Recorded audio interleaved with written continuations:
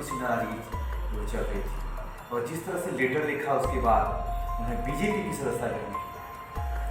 देखिए, झारखंड मुक्ति मोर्चा एक परिवार के मालिकाना वाला राजनीतिक दल है और इसमें लंबे समय से पहले शिबू सोरेन जी, दुर्गा सोरेन जी, बाद में हेमंत सोरेन जी का एक प्रकार से मालिकाना रहा है। और हाल के दिनों में जिस प्रकार से श्रीमती कल्पना सोरेन जी,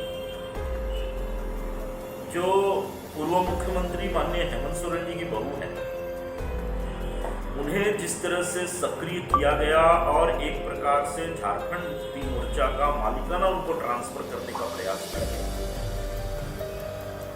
वो जरूर एक राजनीतिक पृष्ठभूमि वाले परिवार से हैं, लेकिन पिछले वर्षों उनकी गतिविधि को उठा के अगर देखेंगे तो राजनीतिक गतिविधियां लगभग उनकी शून्य रही हैं।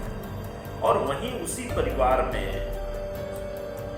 पूर्व मुख्यमंत्री हेमंत सोरेन जी की भाभी हैं सीता सोरेन जी, जो लगातार राजनीति के क्षेत्र में कार्यकर्ता के रूप में कार्य करती रही है, जनप्रतिनिधि रही है, जामा से विधायक रही है और बड़ी भी है। तो स्वाभाविक रूप से अगर झारखंड मुक्ति मोर्चा का नेतृत्व किसी को सौंपना था तो उनको सौंपा, और ऐसा न करके जिस प्रकार से हेमंत जी ने अपनी धर्मपत्नी को आगे किया तो पीड़ा होना स्वाभाविक था। और एक सामान्य मान सम्मान भी शायद जिसकी अपेक्षा वो कर रही थी वहां उनको नहीं मिल रहा था। दुर्गा सोरेन जी की जो पॉलिटिकल हायरार्की है उसे तो समाप्त किया ही गया,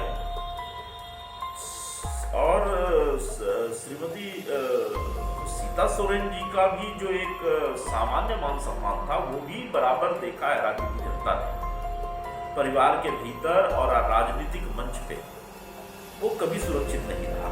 तो ऐसे में अपने राजनीतिक भविष्य को देखते हुए और सबसे बड़ी बात, प्रधानमंत्री जी के नेतृत्व में देश जिस दिशा में बढ़ रहा है, जिस प्रकार से विकास के रास्ते पर आज देश चल रहा है, तो पूरे देश में भारतीय जनता पार्टी की राजनीति ही एकमात्र विकल्प है उन लोगों के लिए जो सही अर्थों में जन सेवा का भाव लेकर के राजनीति के क्षेत्र में है। तो सीता सोरेन जी के लिए भारतीय जनता पार्टी के अलावा कोई मंच नहीं है और वो लंबे समय से सक्रिय रही है राजनीति के क्षेत्र में।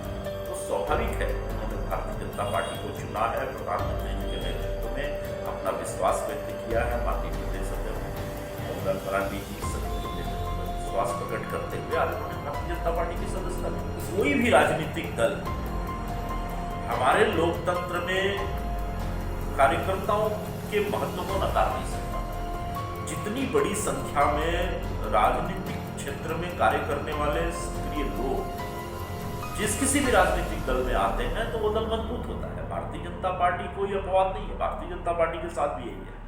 अगर राजनीति के क्षेत्र में पिछले 1-1.5 दशक से काम करने वाला कोई परिपक्व राजनीतिक कार्यकर्ता आया है तो स्वाभाविक रूप से भारतीय जनता पार्टी को और झारखंड की क्षेत्रीय जनता को लाभ होगा।